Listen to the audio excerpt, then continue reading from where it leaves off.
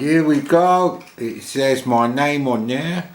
It says hello to me, Mr. Osiris and 1103. I don't know 1103, and that's not actually me. But it's a great game, and to celebrate not getting the TheC64, not Commodore 64, TheC64 Maxi, full size, whatever you want to call it.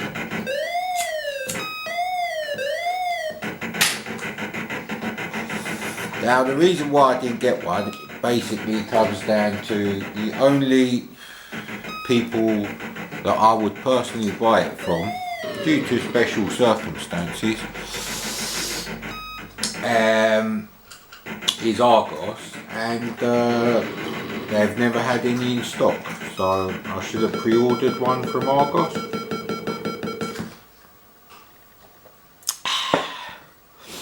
But as I was saying to my reseller mate who did get one, and told me the shift lock key is not the same.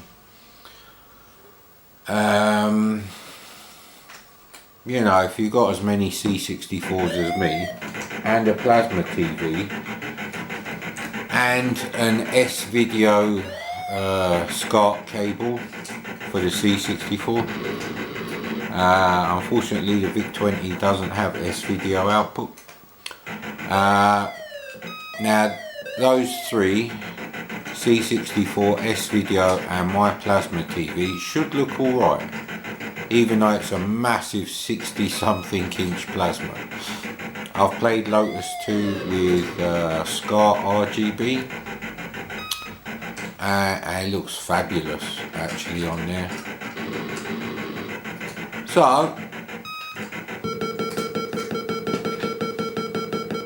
now for all I know, this has been too loud the whole time there.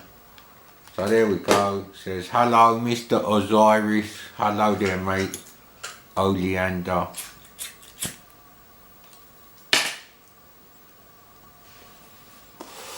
So like I was saying, all you really need is a real C64, a SCART S-Video cable. Obviously the C64 must be in perfect working order.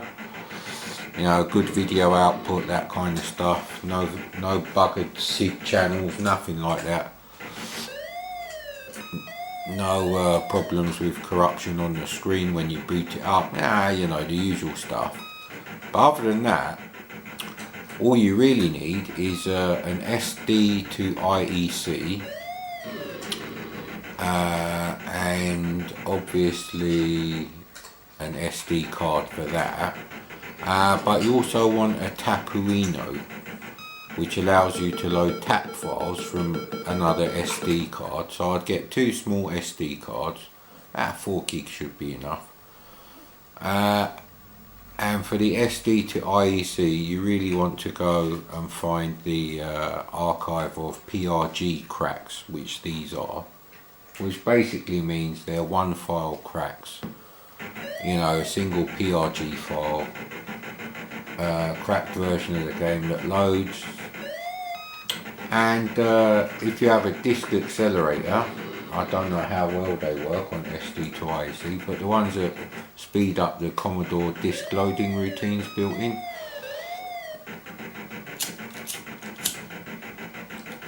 they're going to be accelerated better than any of the more modern cracks, which basically keep the original game loader, so they're not cracked properly. They spent all their time writing them shitty crack throws with them rubbish, you know, mini demo effects. I don't like that.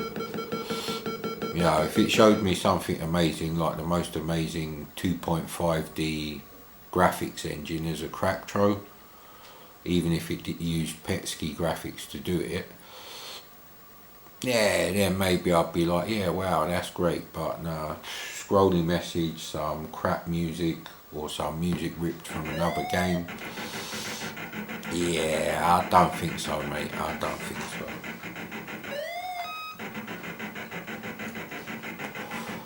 So that comes to the point where you say to yourself, do I need one of those TheC64s? because there's a slight issue there. I haven't actually got one, so I don't know what the new micro switch version of the joystick is that comes with it. I don't know if the fire buttons are micro switched. You know, it's probably similar to the Mega Drive 145 games in one bootleg in a joystick, built into a joystick thing that I had. So the joystick's probably, you know, plastic but micro switch, so it's alright. And the fire buttons are probably like a Competition Pro 5000, aka rubbish. Yes, I'm glad you agree.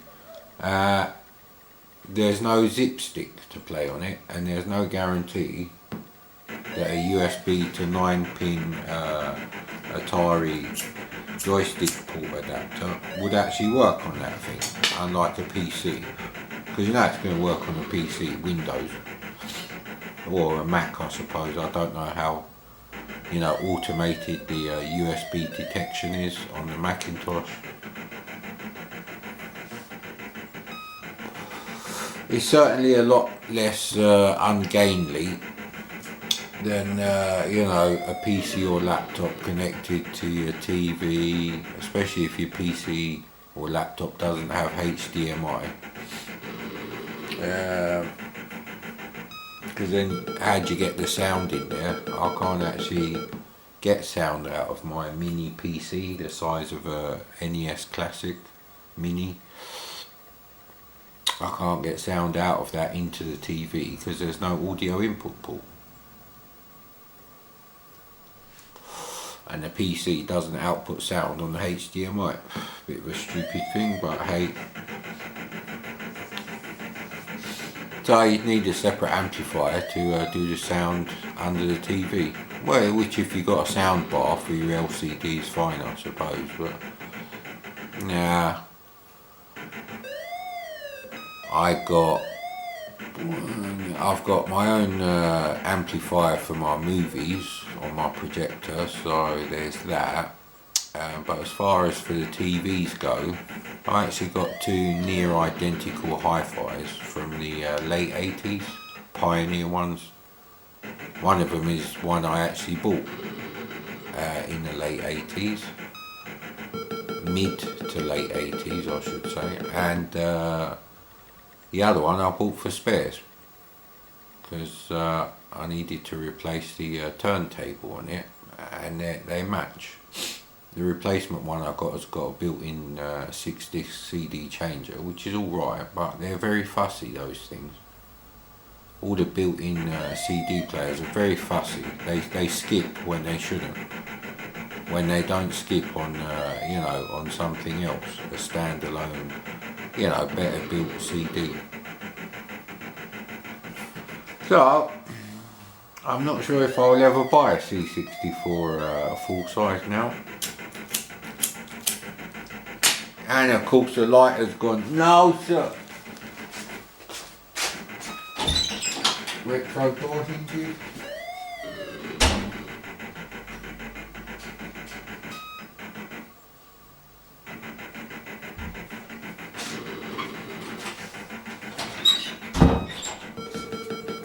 So like I was saying, because of all those reasons, I don't know if I'll buy one now, because you know, I wanted to buy one to actually feature it on my channel, and I'm going to get like what, 50 views, maybe 100 after a month if I do it, you know, after Christmas. There's no point. And it was really a convenience thing, it's not something I need.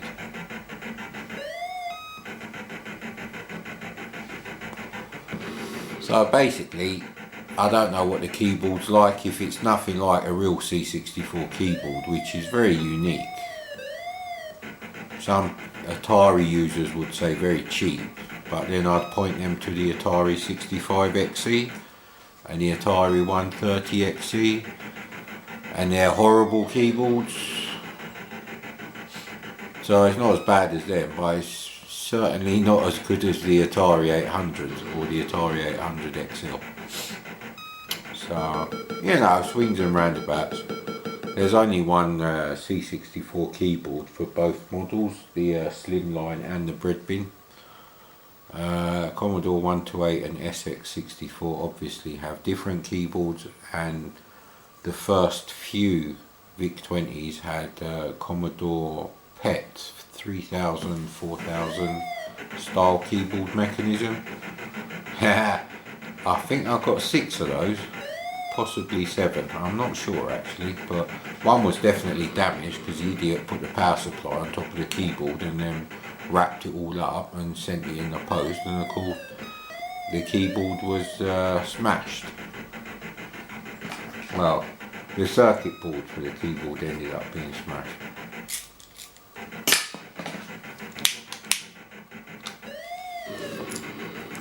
Man, these pound shop gas lighters for the cooker are rubbish.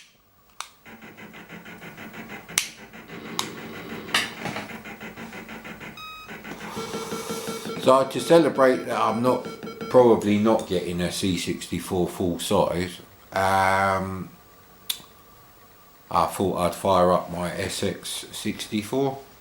Sadly this one needs a SID replacement. The SID works like 75%. One of the channels does not work properly with some combinations of filters and waveforms. I'm not sure which ones. But yeah, that's a bit of a pity. But other than that, it works fine. And the video output is very strong. So, you know, on my CRT, it looks great with a SCART cable, even a regular composite video signal.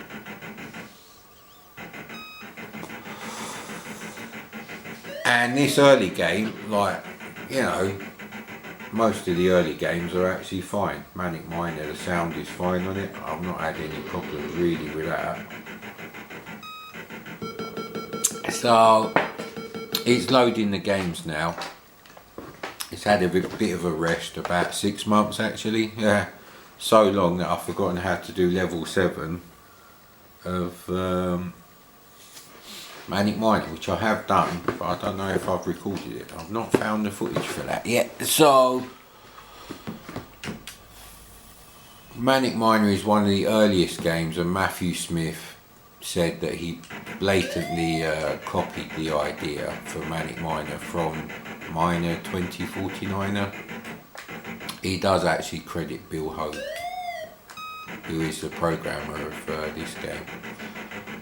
He may have played it on the Atari, I'm not sure about that.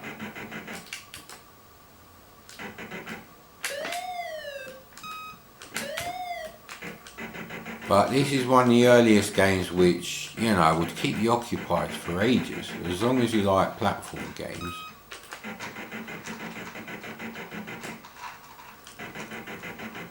Because there's quite a few levels actually.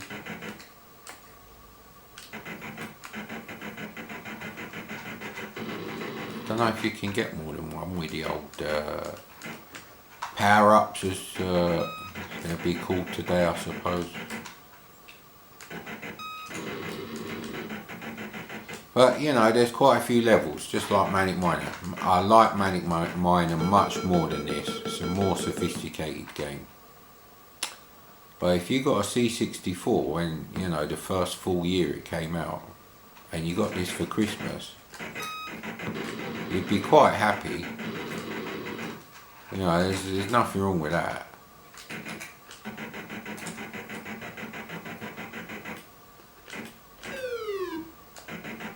Yeah, what you should really do is jump how many characters you need to. So you're looking roughly about here.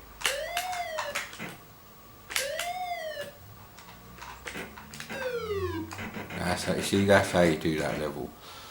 The time limit on this is much tighter than Manic Miner for each of the levels.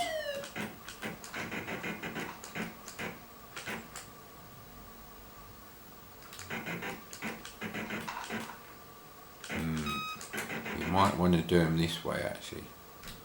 So, you know, you can't really mess about too much with this. See, I probably should Should have. Oh crap. So I'm going to have to jump over him anyway, which is a risk you shouldn't really take.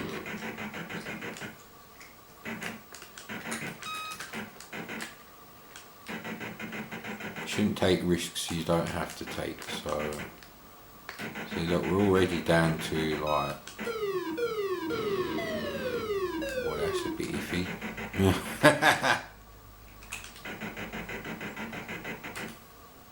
See, look, this is actually really difficult to do in the time limit, and we're only on level 2. See? So you have to get all these ones on the end, which is really annoying.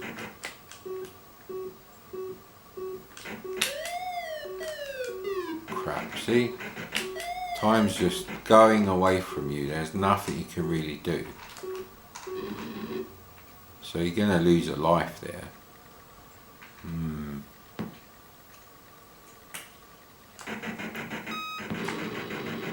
So just take out as many enemies as you can in your path, but you can't really waste time with this. So you have to know exactly how many characters away from something you have to be. If you jump from there and you come off the edge, you're going to die, so there's that. So it might be better to actually do these ones first.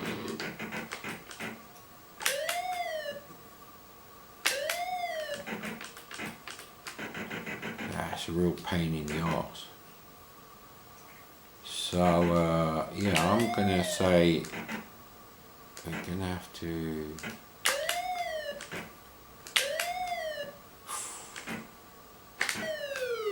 see, that's annoying now. Going to have to get onto there to do that one again, but I think we're okay. So yeah, unlike more simple games, you know, like I don't know, Space Invaders rip-off or something like that, this is a game that you would be able to play for much longer without getting bored, as long as you actually didn't mind the controls.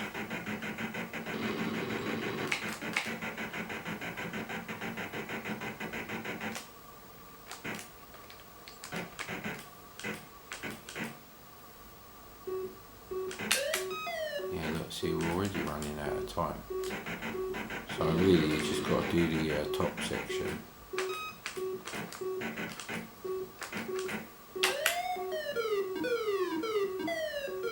See, that's really annoying because it sends you all the way up here, and then that's a long way to go all the way up to the top. So yeah, you know how to do it. It's just a matter of doing it fast enough, and this is a really tough game. Early games are tough most of the time, usually for the reason that the controls are so horrible. They're almost impossible to do. You know, like see, I've wasted that now. You have to do each one perfectly and quickly. So it's not just knowing which order to do them in and how to do the edges. There's a lot you really need to know how to do.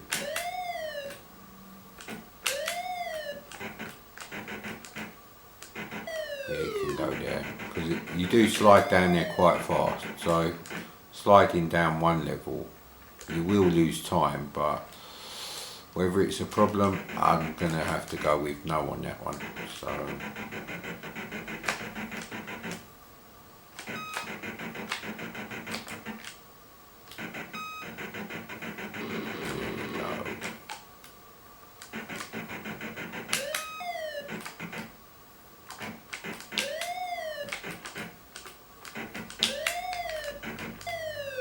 see, knowing which one you can get away with, that's quite important actually. So we're already down to 9.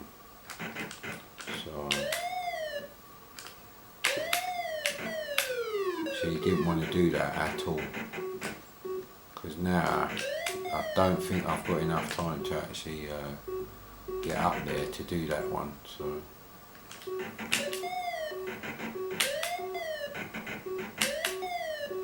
haven't even done all of this yet. Yeah, see, I know how to do it, but it won't let me do it. And that's game over. But that is a great game. Definitely a great game. Ooh, we've zoomed out of the old... Right, so we've got to get the camera to somehow... Now we want it to tilt further up. Yeah, unfortunately... There we go, is that going to help?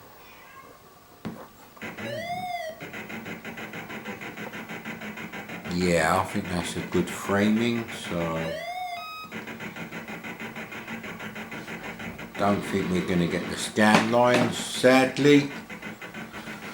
So, I bet I left my reading glasses upstairs, didn't I? Yeah, I did, oh crap. Yeah, well, let's see what else we can find on this particular disc.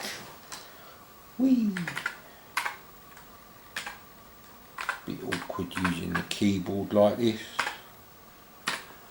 But as far as I'm concerned, the C64 Mini should never have come out. The C64 full size is the only one that should have come out. Because now people who bought that and hardly ever use it, they might not buy a C64 full size now, like me. So yeah, actually there's loads of early games on here. There's a simplistic version of like Super Pipeline on here, really horribly programmed. Don't use any sprites or any hardware scrolling at all. I'm sure I've done Frogger. So I'm trying not to load too many games at once. Actually, let's do